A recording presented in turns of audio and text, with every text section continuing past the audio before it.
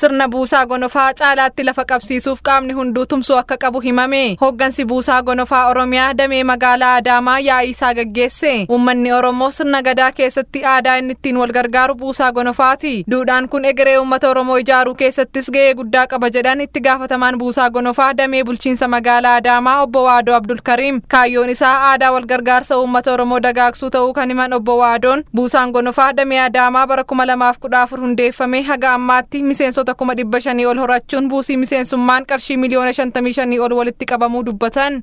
Miseensa buusaa gonofaa horachuu wal qabatee akka magaalaa keenyatti barootaan kana keessatti gara miliyoona 500,000 olii fi 462 ol kutaalee magaalaa fi aanota 19 irratti horachuun danda'ameera.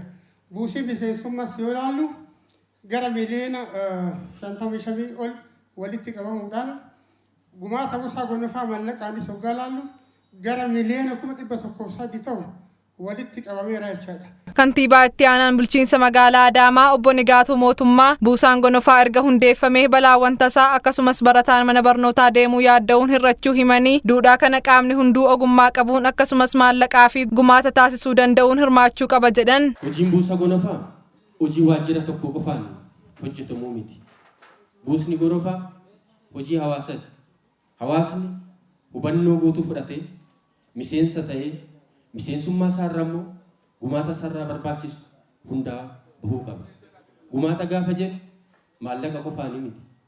Ogummaadhaan gumaata keenya hirmaachuu hin dandeenye. Fayyaan ogummaa fayyaati. Seerri ogummaa seeraati. Maandisni ogummaa maandisummaa isaati. Kana hundaan hirmaachuun kan danda'amudha jechuudha.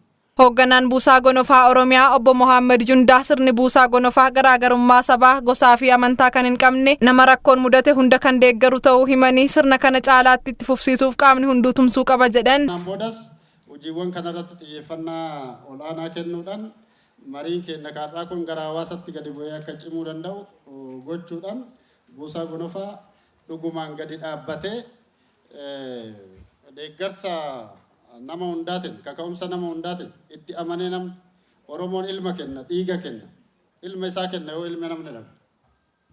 Kanaaf gaafa rakkoon nama kamiyyuu bira ga'u waan hin beekamneef rakkoodhaaf qopheessuun isaaf furmaata kennuun baay'ee barbaachisaadha.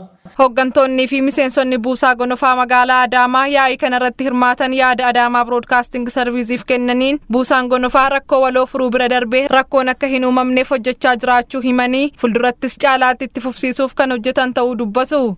Keessattuu guyyaadha amaanaan dachaanatti kenname yaa'ii buusaa gonofaa yeroo itti aanuutiif akka gaggeessu filatamee jira. Akkasuma ambaasaadara nyaata barataas waan jedhameef ani hin jalqabee hin hojjenne carraa kanaan uummata deeggarsa naa godhe abbootii qabeenyaa magaalaa kennaa muraasaa fi biiroo daandii loojistiikii Oromiyaa, biiroo bishaan dhugaatii fi enerjii Oromiyaa, dhaabbata Adaamaa Investimentii Guruupii fi namoota garaagaraa carraa kanaan galatoofachuu barbaadaa jechuudha. Nama gargaaruu nama ta'uun gahaadha. Buusaan gonofaa hirkoo waloo kennaa rakkoo waloo kennaa akka ittiin eeggannu waan ta'eef yeroo itti aanus kana caalaa akka hojjenne bu'aa guddaa buusnuu fi nyaata barataa bakka rakkoon jirutti keessattuu gumaata irratti hanqinatu jira waan ta'eef cimnee akka hojjechuu qabnu anis amaanatti kennee fudhadhee carraa kanaanii waajjira buusaa gonofaas gaaddisa buusaa gonofaas bara kana hooggansa magaalaataa fi hawaasa yaa'ii kanarratti argamellee filatamuu kootiifis gammadee jira.